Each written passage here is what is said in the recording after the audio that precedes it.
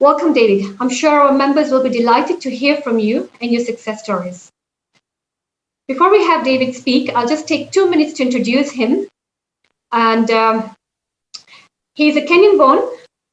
He joined Davis and Shirtliff in 1986 as a field engineer and worked his way up the ranks to his current position as a group CEO. He's enthusiastic about keeping fit, passionate about mentoring and coaching, and enjoys traveling. So once again, welcome, David. And I would like you to introduce yourself and tell us one or maybe two things about yourself that we or the media or anybody else does not know about you. Like who really is David?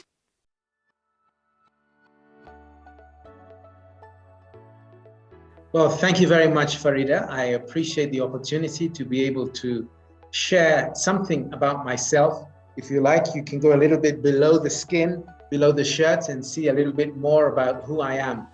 It's a real privilege to be given this opportunity. I'm many things to different people, but one of the key things I would say about myself that maybe not immediately obvious when you meet me is I'm a man of faith, and my faith in God is very, very important to me. And so that's one distinctive. I would say I'm a father of 3 daughters. I'm a grandfather. One of my daughters, I have twin daughters, an older one, and then twin daughters. And then I'm also a left-handed person.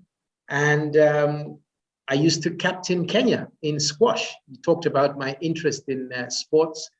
When I was younger, in my late 20s, I played for Kenya and took Kenya to Malawi and Botswana and Mauritius and Uganda and Tanzania, captaining the Kenyan team. So. Oh wow, that's amazing. I mean, all the things that you've just told me here, and I know we did a little bit of research and we could not find any of that. So I'm so glad that you're willing to share that with us and our members. And one shocking thing, first of all, congratulations on Kenya and being the captain.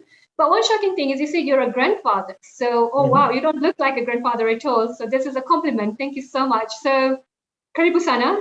Yeah.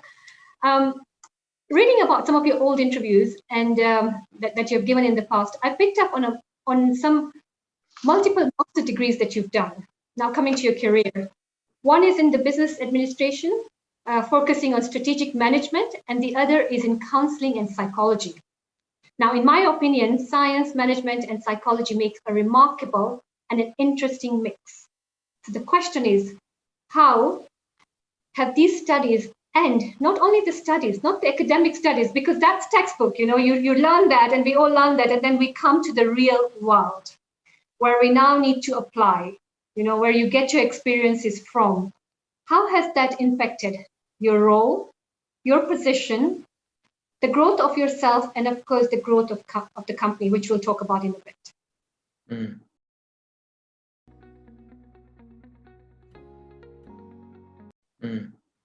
Yeah, I'm very pleased that you picked up on that diversity.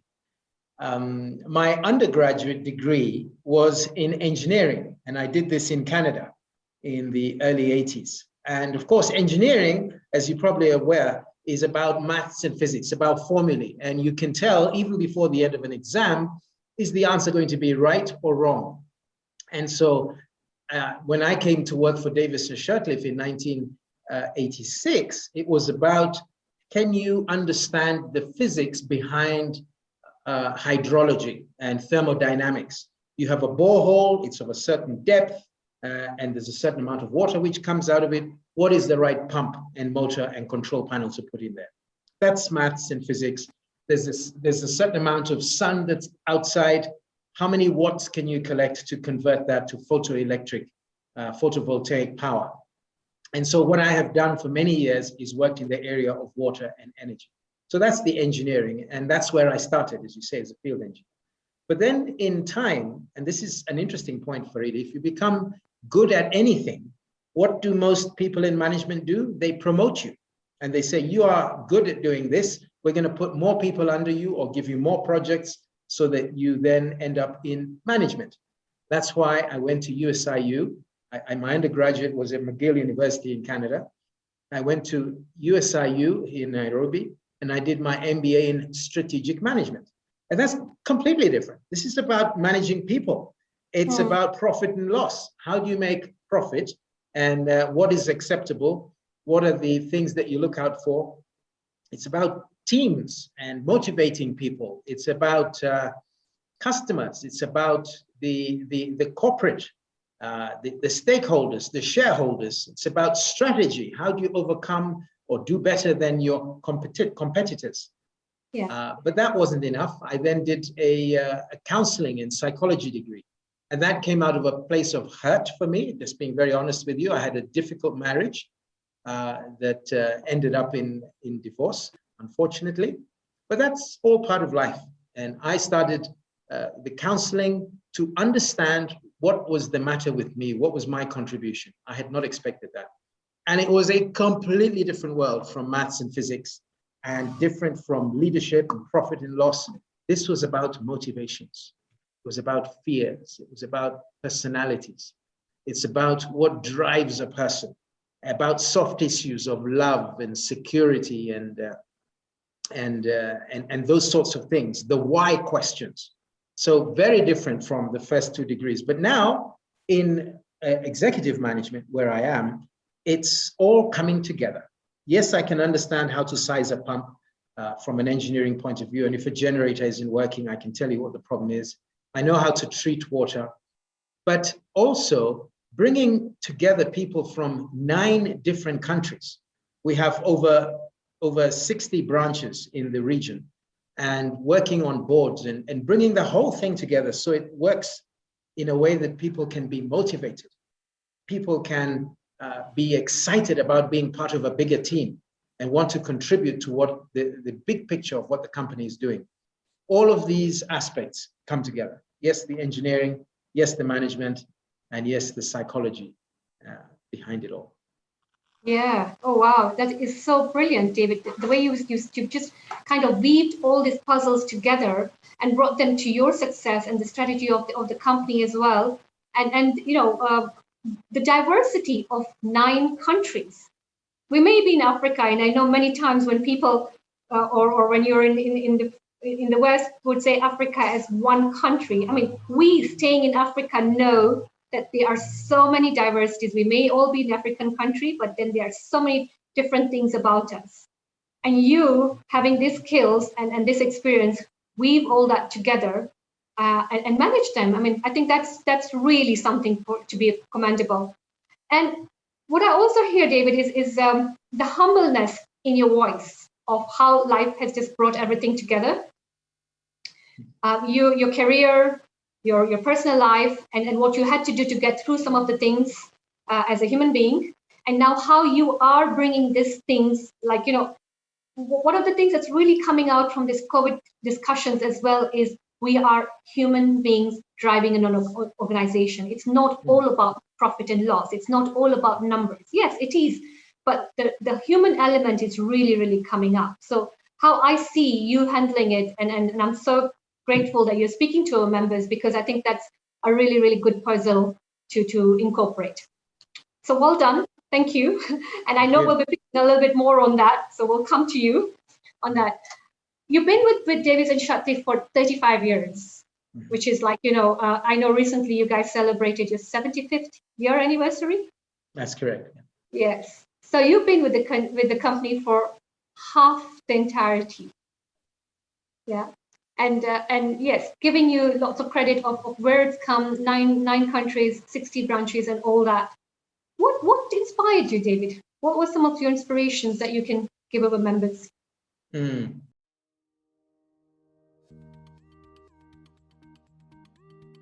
Well, one of the first things I mentioned to you is that I'm a man of faith, and so one of the key driving forces for me is to honor God.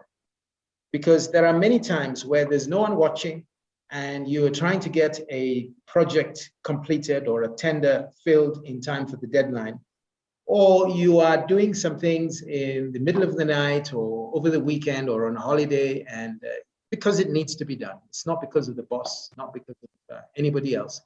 was just out of an attitude of wanting to do the right thing. And so I think my faith has played a big part in that.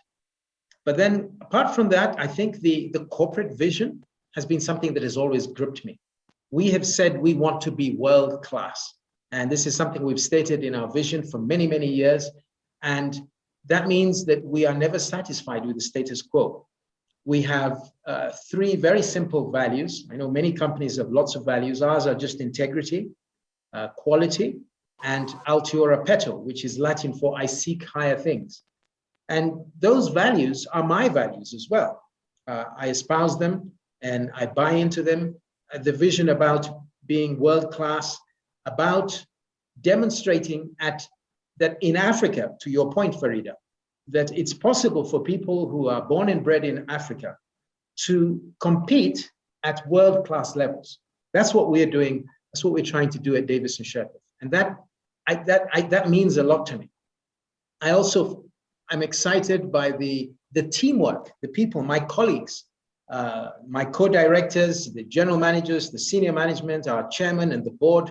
We're all like one big family. And many of my co-directors and the senior management have worked with me for over 20 years. We have a board downstairs where we record people who've been here for over 25 years. And it's got more than 100 names on it, would you believe? Wow. And I'm only number 86. And there's many others before and after me. And so those things have inspired me. They've kept me going. We have a purpose. In fact, this would be the main one, actually. The purpose of the company is to improve people's lives by providing water and energy solutions across Africa. And so in there, you find the different segments of business we're involved in, swimming pools and boreholes and water pumps and irrigation. That's all to do with water. Then we've got generators and we've got solar. That's to do with energy. And so we put together solutions for people. And we want to do it. We're in 9 countries. There are many, many more to go before we've covered the whole of Africa. So I find that purpose really, really motivating. Yeah. And what you've just touched on, it's so important for your personal purpose to meet your work purpose, your career purpose, because otherwise, as a person, you're not aligned and you're not doing what, it's like your mind is saying something else, your heart is saying something else, and you're literally just in a job trying to earn a living, but then you're not completely in sync. And what you've just said is you're in alignment with your purpose, with what you do. And also a big thing that you touched on was integrity, being a person of faith, being somebody who really believes in what you should be doing, not because somebody's watching, but because you want to do it with integrity. I think that's such a big thing. And we at the Chamber, we try to, we try working with business integrity, we try putting policies and procedures in, because I think in today's world, or I don't want to say something that will offend anybody, but I think that value is not, it's not forgotten, but it's kind of hidden, it's kind of camouflaged. And this brings me to my next question, especially with our younger generation or our younger leaders, or who want to, say, how do I get up in the corporate ladder fast? Because I've seen somebody else do it. I've seen, Facebook, or I've seen somebody else do it. How do I do it? And there is nothing wrong in being motivated and things like that. But what I see that you have brought in is hard work, perseverance, integrity, value, purpose. What would you say to our younger members?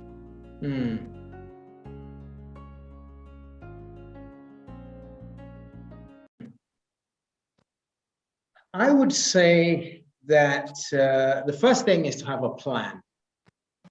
What is it that you want to do? And it may be difficult to conceive of, especially when one is younger, but have a plan. And then the next thing I would say is to be disciplined and about that. I learned a lot of discipline, and I still enjoy that through sport. And then the last thing I would say is about being faithful. And I think to unpack those words, the plan is an idea. What is the idea for your life, for your future? What is your vision? And so that's what I would unpack the word plan. In terms of discipline, it's what you just mentioned about hard work, about being focused, discipline is about that, doing the same thing, being well prepared and repeating and doing it again and again and again. And again, sport reminds me of the importance of discipline towards success. And then faithfulness speaks of integrity, what you just mentioned. The staying power. You cannot just hop from place to place. If you just look for the greener pastures, I've had many opportunities to leave Davis and Shirtliff and go and work somewhere else and try something different. But yeah. you know, it's a good place. It's a good company. I like what we're doing. I like what my job is. I like the people I'm working with, and so stick with it. And so, yeah, I'd say have a plan, be disciplined about it, and be faithful. That's what I would say. Brilliant. Thank you so much.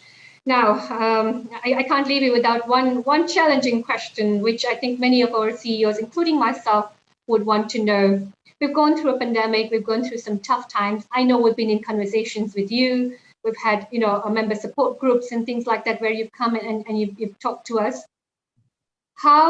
I can already see how you've done it after talking to you for 15 minutes and really getting into the depth of it. But how have you gone through these challenges? How have you come out? I'm not saying that we're already out of it, but how have you come here where you are? Any tips for us?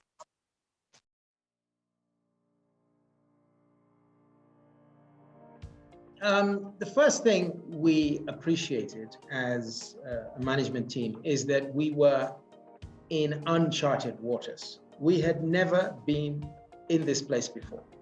And some of the previous crises that have happened, I was thinking of the Davis and Shirtliff, when you're a company in its 70s, this company, before my time, went through the emergency in the 50s. And then there was the years of independence, a lot of turbulence with the British colonial government stepping aside. So we had local governments. And then in the 70s, we had all the ups and downs with the oil cartels and the price of fuel. Then the 80s were dry years. The 90s, I was here. I joined in 86. I remember those dry years. In 90s, the economy was liberalized, and that brought all kinds of challenges. Then in the noughties, we had period of growth. But especially since we got our new constitution in 2010 and the government decentralized into the counties, there's been tremendous opportunity. But, whether it's times of war or times of the global financial crisis, those tend to be localized. But this one, COVID, has affected everybody around the world. And we can see there are some going through the second wave, the third wave, the fourth wave. And so the first thing we did was come together. What do you think we should do? And our chairman, Alec Davis, was chairing this. And we were all contributing from the different countries. We had the leaders and the executives from Kenya, which is our largest market. And we formed a subcommittee. We were concerned about the welfare of staff. As people got ill, people got the virus, we would call them every single day, stay in touch with them. Even today, we have people, we've been at this now for over a year. Right now, it's at the lower end. Just this morning, every Tuesday, I have a meeting with the other subsidiary heads from the other countries. And the place where it's very tough right now is in Uganda and in Zambia. The cases are on the rise. Here, we have nobody hospitalized, but there they have people who are unwell. Fortunately, they're quite young. And so we just reinforce the message. So even before, you remember in the West, there was debate about whether these make any difference. We said, no, in our opinion, we need to wear masks. We need to wash our hands. We need to observe social distancing and avoid crowds. And so we reinforced that. And then we instituted some protocols. And if somebody discovered that they had the virus, then they would go away and get tested. And the company would pick up the tab, and we'd support them. And the others who were working with them would also get tested. And if they were negative, then they can continue working, and kept in touch with what's happening in the world and what the Ministry of Health was advising us, and reading what's happening on the internet, and just making common sense decisions and leading by example. So I would sit in front of the camera and send out video messages to the staff and say what has happened. And we haven't been spared, Farida. We've had, I think it's 4 of our executives have been have tested positive with COVID, and it's not been easy. And one of us was actually hospitalized, and it's not been easy at all.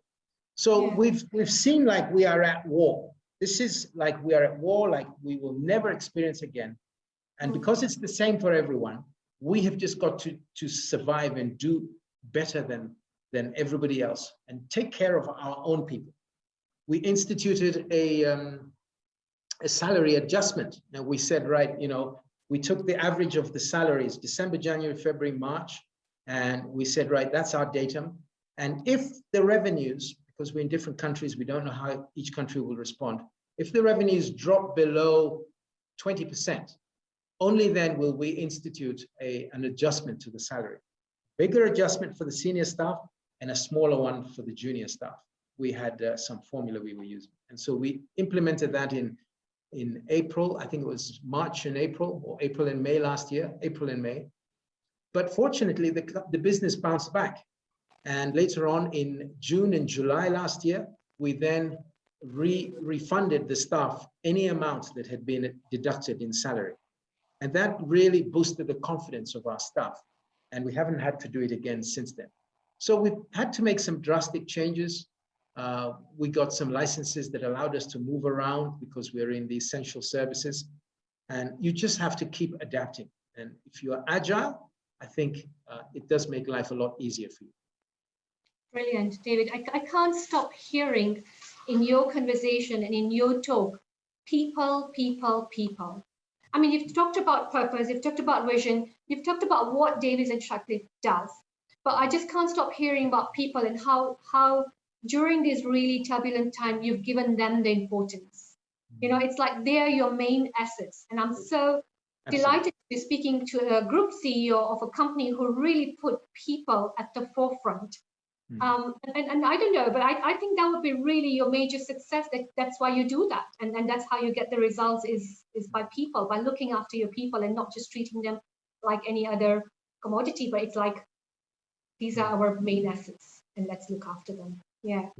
You've done coaching and you do mentoring, and that's what I'm passionate about. As personally, if you tell me, Farida, what would you do with your whole days, like speaking to people and motivating them and mentoring them and coaching them to be their best. How important do you think that is in an organization? I know you use it, but I just want you to tell other CEOs, I want you to tell other managers how important that is. And that will be our last question, and I will come to you. Yeah, sure. I amongst the other things I've done is I took an executive coaching program with Career Connections with Zia and Madeline Dunford, who you probably know.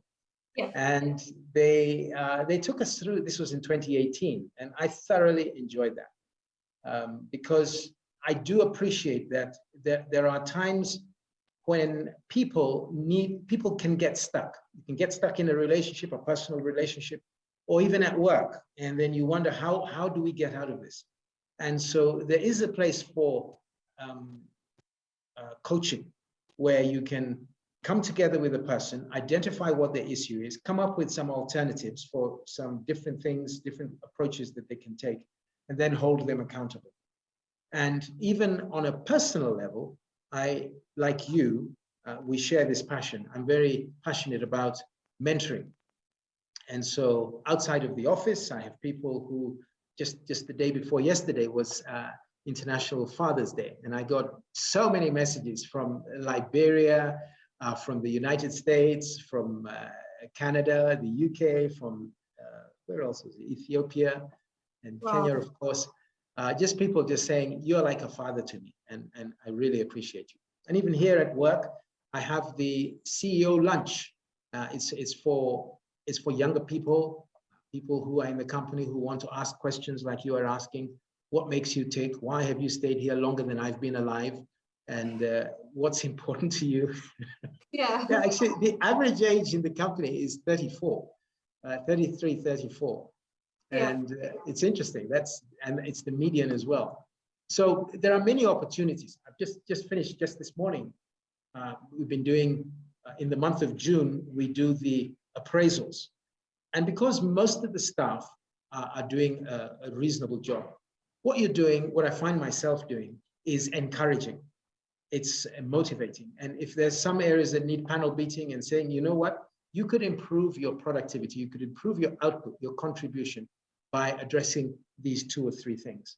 And so this morning, that's what we were doing with our CFO, our finance director. We were appraising some of the staff, which is, if you like, it's an extension of coaching, an extension of mentoring. And so it is very important to me, both corporately and also privately. And we did set up a system in the company where we said, right, as executives, we're available. And we have a lot of, like I was just saying, younger staff who we asked, you select amongst us, who would you like? Who do you look up to, say for the next 6 months or 1 year? Who would you like to walk with you? And so they pick a person, and then at the end of that, we change then to another coach. And that's been a very successful program. And that's an internal program within Davies and Shirtliff. But I really, really want to commend you for what you have done, what you have brought on the table here today, tips that you've given us for our members. For myself, I've really been inspired and really delighted to have this conversation. Any last words of wisdoms that you want to pass on to myself and everybody else who's hearing?